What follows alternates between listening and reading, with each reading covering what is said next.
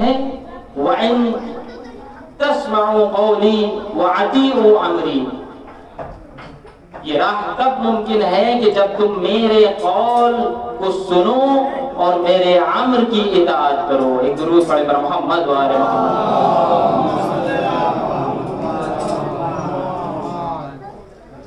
دوسری سیرت کہ جسے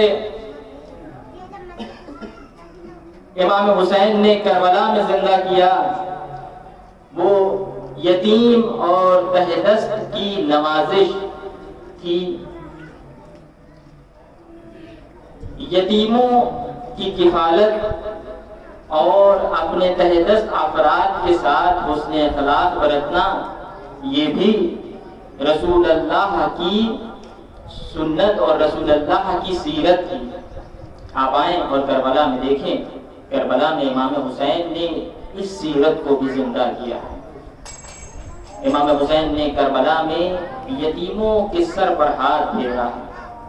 تاریخ میں ملتا ہے کہ جب جناب مسلم کی شہادت کی خبر آئی تو جناب مسلم کی یتیم بچی کو بلایا اور اس کے سر پر ہاتھ پھیرا۔ یہ سیرت نبی کو زندہ کر رہے ہیں امام حسین کربلا میں۔ بہت فضیلت کی حامل ہے یہ سیرت۔ یتیم کی کفالت کرنا، یتیم کی نوازش کرنا بہت فضائل اور رکھتی ہے۔ روایت میں ملتا ہے کہ ایک شخص جب اپنا ہاتھ کسی یتیم کے سر پر پھیرتا ہے تو اس کا ہاتھ اس یتیم کے جتنے بالوں پر مس ہوتا ہے اتنے گناہ اس کے بخش دیے جاتے ہیں۔ ایک درود پڑھ کر محمد وآل محمد۔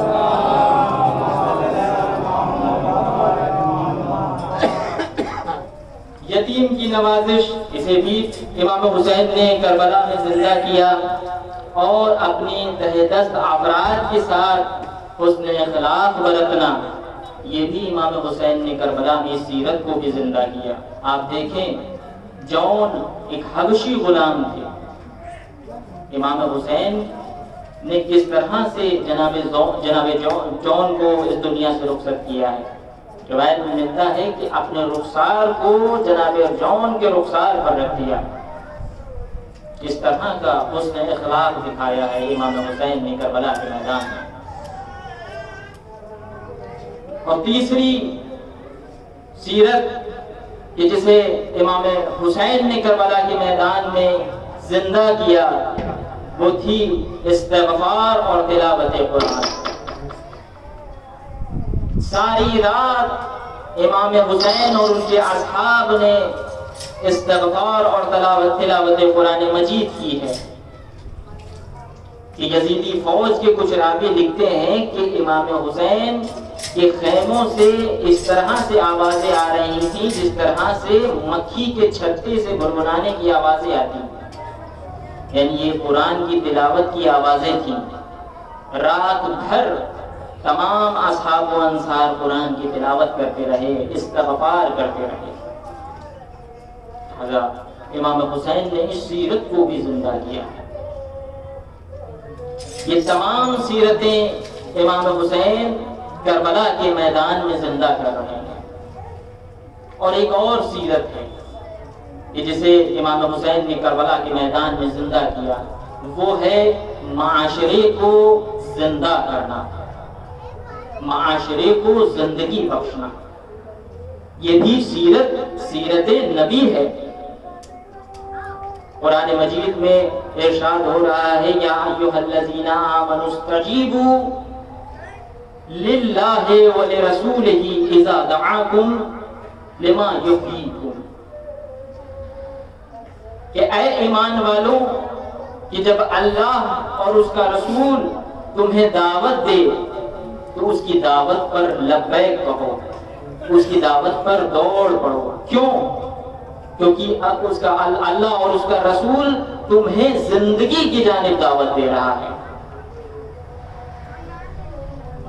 لہذا اس سیرت کو بھی امام حسین نے کربلا کے میدان میں زندہ کیا ہے۔ عزیزان محترم، اسی حوالے سے، اسی آیت کے حوالے سے بیان کرنا چاہتا ہوں کہ زندگی کے چار پہلو ہیں، چار قسمیں ہیں۔ پہلی زندگی شجری زندگی ہے، گیاہی زندگی ہے، کہ جس کے بارے میں قرآن مجید میں ارشاد ہوتا ہے یحیی الارض بعد موتها، کہ پروردگار عالم زمین کو موت کے بعد پھر زندہ کرتا ہے۔ یہ زندگی جو ہے، یہ احیاء اور یہ زندگی کا لفظ جو قرآن مجید میں آیا ہے، یہ پیڑ اور درخت کے لیے آیا ہے۔ یہ زندگی گیاہی زندگی ہے، شجری زندگی ہے، یہ بھی ایک زندگی ہے جو قرآن مجید میں ارشاد ہو رہا ہے یحیی الارض بعد موتها۔ ایک زندگی حیوانی زندگی ہے، ہوا یحیی و یمیت و الیہ ترجعون۔ قرآن مجید ارشاد فرما رہا ہے کہ تمام حیوان زندہ ہوتے ہیں اور پھر موت ان کو آ جاتی ہے، اور تمام کے تمام حیوانات اللہ کی بارگاہ میں رجعت کر جائیں گے، پلٹ جائیں گے۔ یہ زندگی حیوانی زندگی ہے، یعنی انہیں کچھ نہیں کرنا ہے، بس جیتے ہیں اور مر جاتے ہیں۔ یہ حیوانی زندگی ہے۔ اور تیسری زندگی اخروی زندگی ہے، آخرت کی زندگی ہے۔ وہ زندگی کے جس کے بارے میں ہم اور آپ بہت سنتے ہیں، لیکن جب آخرت میں اس زندگی کو دیکھیں گے تو کہیں گے یا لیتنی قدمت لحیاتی۔ جب اس زندگی کو دیکھیں گے تو کہیں گے کاش ہم نے اس زندگی کے لیے کچھ آگے بھیج دیا ہوتا۔ یہ زندگی اخروی زندگی ہے، لیکن ایک اور زندگی ہے کہ جس زندگی کو حیات طیبہ کہا جاتا ہے۔ وہ زندگی کون سی ہے؟ من عمل صالحا من ذکر او انثى وهو مؤمن فلنحيينه حیاتا طیبہ۔ پروردگار ارشاد فرما رہا ہے کہ جو کوئی عمل صالح انجام دے، وہ چاہے مرد ہو یا عورت، کسی بھی نسل سے ہو، کسی بھی جنس سے ہو، فرق نہیں کرتا، کالا ہو، گورا ہو، لمبا ہو، ہنگنا ہو، جیسا بھی ہو، نسل اور جنس فرق نہیں کرتی، عمل صالح انجام دینے والا ہو۔ ایک درود پڑھے پر محمد والے محمد۔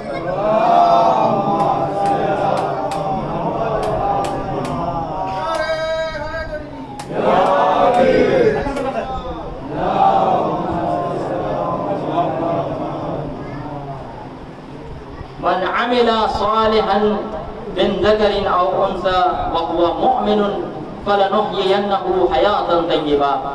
پروردگار ارشاد فرما رہا ہے کہ اگر کوئی شخص عمل صالح انجام دے، وہ چاہے مرد ہو یا عورت، شرط یہ ہے کہ وہ مومن ہونا چاہیے۔ یعنی خطاب ایمان والوں سے ہو رہا ہے اور عمل صالح کے لیے کہا جا رہا ہے، اور اس کے بعد شرط یہ ہے کہ وہ مومن ہونا چاہیے۔ اس ایمان اور اس ایمان میں فرق یہ ہے کہ وہ ایمان اور ہے، اور یہ ایمان ولایت کا ایمان ہے، یعنی ولایت پر بھی ایمان رکھتا ہو۔ اگر ولایت پر ایمان نہ رکھتا ہو تو اس کے عمل صالح بیکار ہے۔ تو عمل صالح انجام دے اور مومن ہو، یعنی ولایت پر ایمان رکھتا ہو، تو پروردگار اسے حیات طیبہ عطا کرے گا، ایک پاک و پاکیزہ زندگی۔ یہ پاک و پاکیزہ زندگی وہ زندگی ہے کہ جو معنویت سے پر ہوگی، کہ جس میں مادیت نہیں ہوگی۔ یہ وہ زندگی ہے کہ جو معنویت سے پر ہوگی۔ ایک درود پڑھ کر محمد والے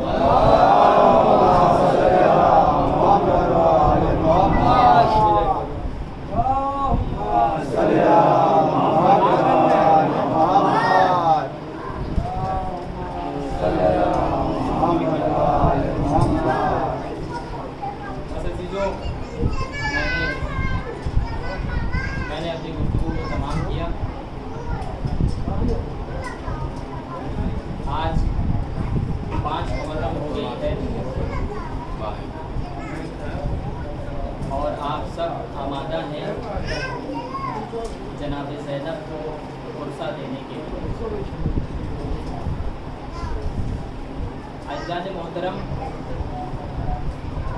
روایات میں ملتا ہے کہ جب جناب زینب مدینہ میں تھی اور خبر آئی کہ حسین رخت سفر باندھ رہے ہیں، امام حسین کربلا کا قصد رکھتے ہیں، تو جناب زینب نے عبداللہ سے کہا، اے عبداللہ، تمہیں وہ شرط یاد ہے کہ جو میں نے عقد کے وقت تم سے کری تھی؟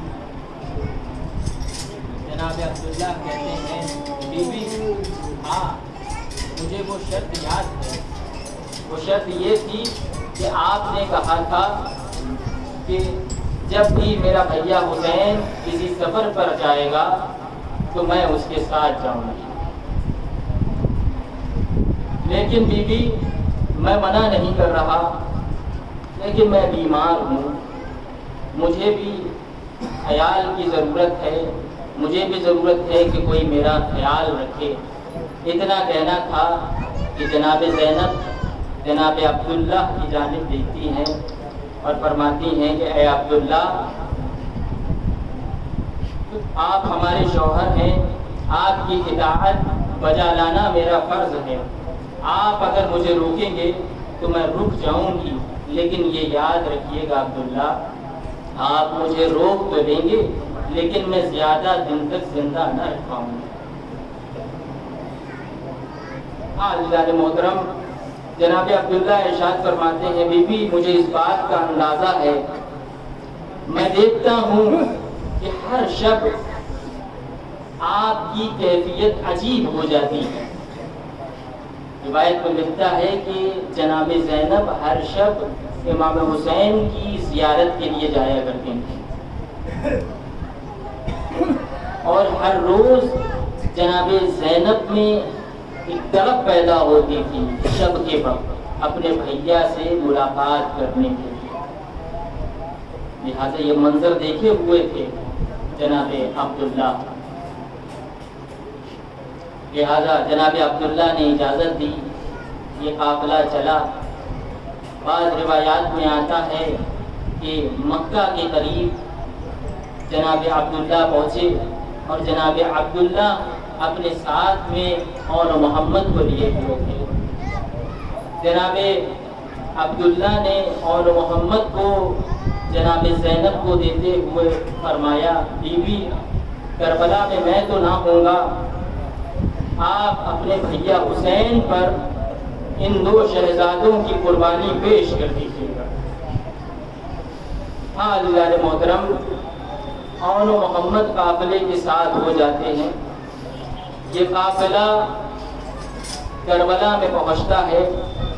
کربلا میں پہنچنے کے بعد وہ وقت بھی آتا ہے کہ جب اور محمد اپنے ماموں کے پاس مرنے کی اجازت مانگنے کے لیے آتے ہیں۔ ماموں ہمیں مرنے کی اجازت دے دیجیے۔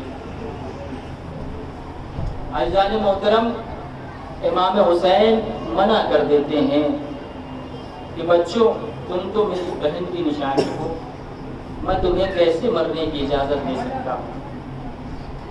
عزیزان محترم، کئی مرتبہ یہ بچے آتے ہیں اور امام حسین انہیں واپس کر دیتے ہیں۔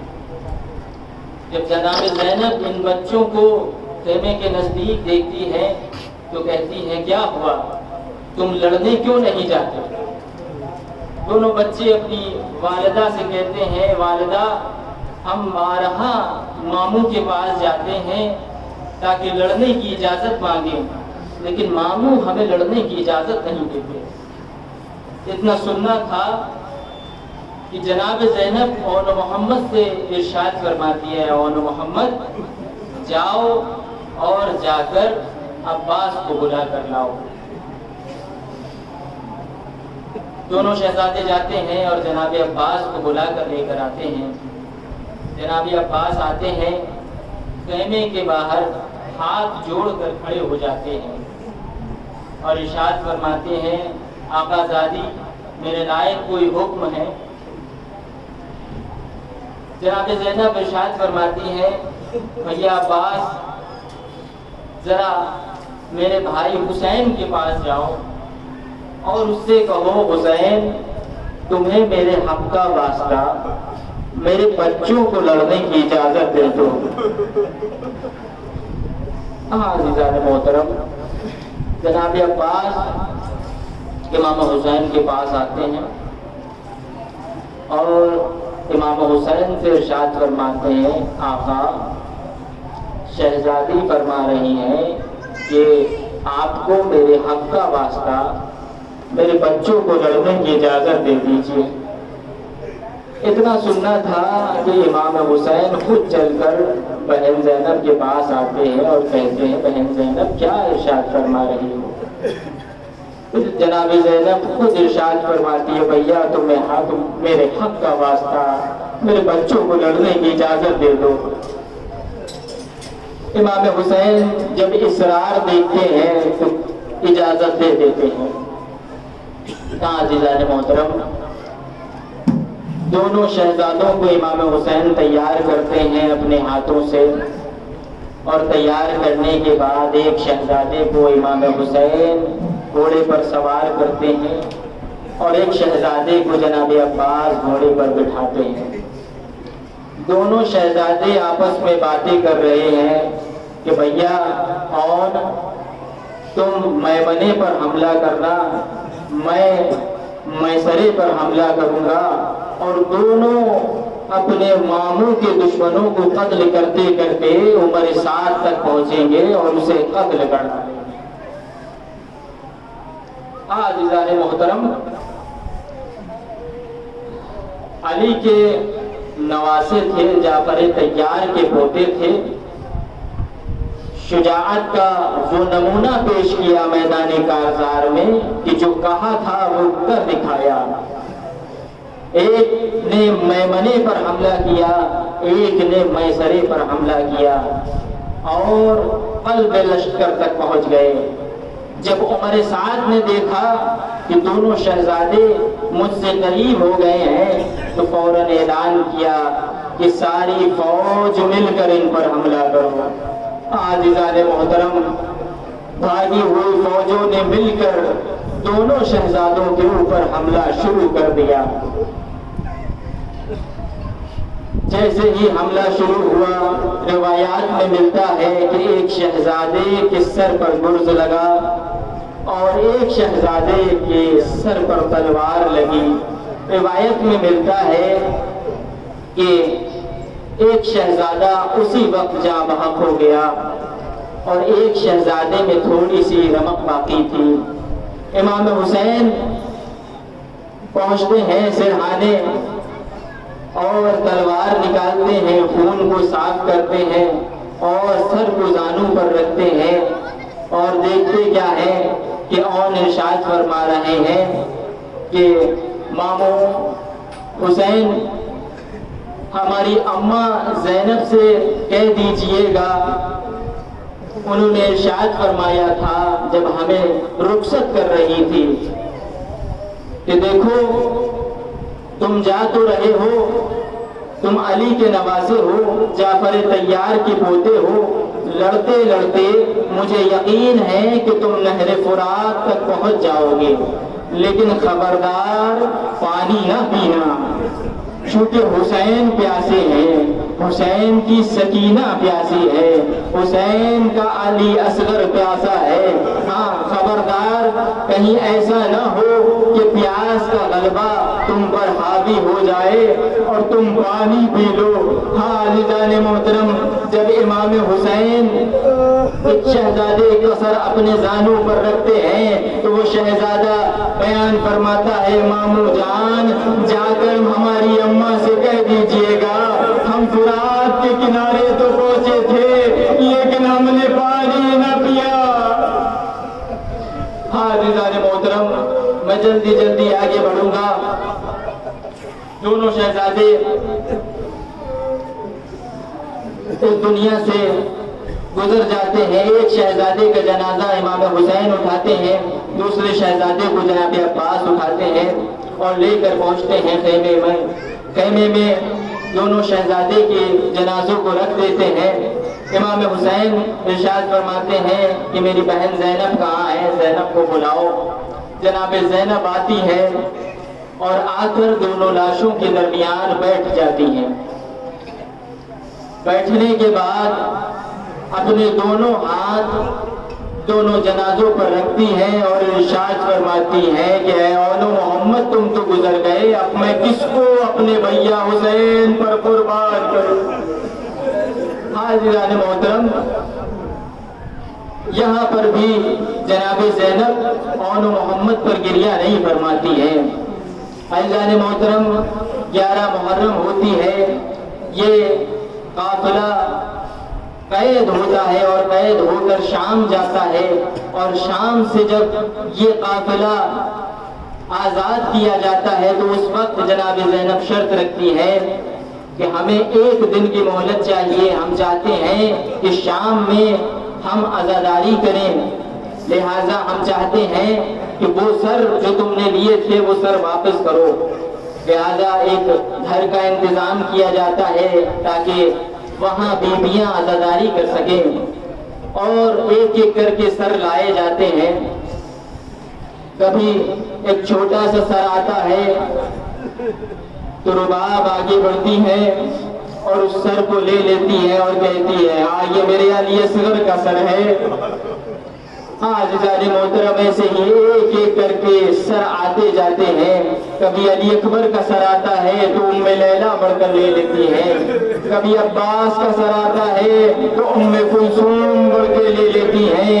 ہاں، ایک وقت وہ بھی آیا کہ سر حسین آیا تو تمام بیویوں نے گھیرا بنا لیا اور واہ حسینہ اور واہ حسینہ کی صدائیں بلند کرنے لگیں۔ عزیزان محترم، اسی اسرا میں 2 چھوٹے چھوٹے سر، ایک اشقیہ لے کر آیا، ایک شقی لے کر آیا اور کچھ دیر تک در پر کھڑا رہا۔ عزیزان محترم، روایت میں ملتا ہے کہ کوئی بیوی آگے نہ بڑھی تو وہ شقی کہتا ہے کیا اس کی ماں جل کر مر گئی ہے؟ عزیزان محترم، اتنا سننا تھا کہ جناب فضہ آگے بڑھتی ہیں اور ان 2 سروں کو لیتی ہیں اور لاؤ یہ میری شہزادی کے فرزند ہیں، دونوں سروں کو لیتی ہیں، اپنی شہزادی کے پاس جاتی ہیں۔ شہزادی اب تو ان سے رخصت کر لیجئے۔ عزیزان محترم، شہزادی جناب زینب ارشاد فرماتی ہیں کہ ہم جو خدا کی راہ میں دے دیتے ہیں انہیں واپس نہیں لیتے۔ عزیزان محترم، میں جلدی آگے بڑھوں گا۔ یہ قافلہ جب شام سے نکلتا ہے اور مدینے پہنچتا ہے، مدینے پہنچ کر بھی جناب زینب نے اپنے شہزادوں کا گریہ نہیں کیا۔ عزیزان محترم، جب یہ قافلہ امام حسین کے گھر پہنچتا ہے اور کئی روز جناب زینب امام حسین کے گھر گزار دیتی ہیں تو جناب عبداللہ آتے ہیں اور کہتے ہیں کہ حسین اے سجاد، اپنی پھوپھی زینب سے کہو کہ گھر واپس آ جائیں۔ اتنا سننا تھا کہ جناب زینب اپنے ردا لے کر کھڑی ہوتی ہے، ردا سر پر ڈالتی ہے، لیکن پیروں میں کپکپی طاری ہو جاتی ہے، دل لرزنے لگتا ہے کہ ہاں اس گھر جانا ہے کہ جہاں کوئی نہیں ہے۔ عزیزان محترم، جناب زینب عبداللہ کے ساتھ اپنے گھر آتی ہے۔ جیسے ہی گھر آتی ہے 2 خالی مسلے، 2 چھوٹے چھوٹے مسلے دیکھتی ہے۔ مسلے دیکھتے ہی ممتا بھر آتی ہے، صبر کا باندھ ٹوٹ جاتا ہے اور آسمان میں دست بلند کر کے کہتی ہے اے اور محمد، میں نے تم پر گریہ نہ کیا، مجھے معاف کرنا کہ میں نے تم پر گریہ نہ کیا۔